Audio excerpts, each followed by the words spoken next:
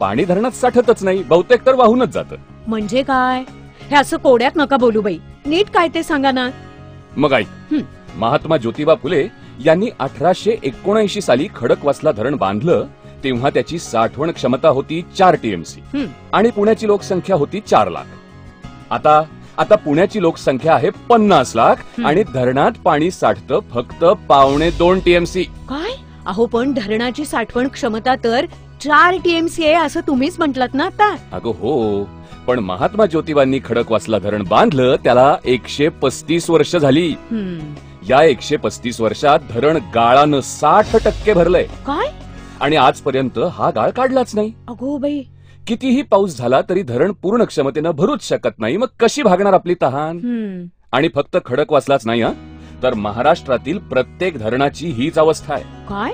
आज जे महाराष्ट्रावर भीषण पाणी संकट आले ना ते याचमुळे.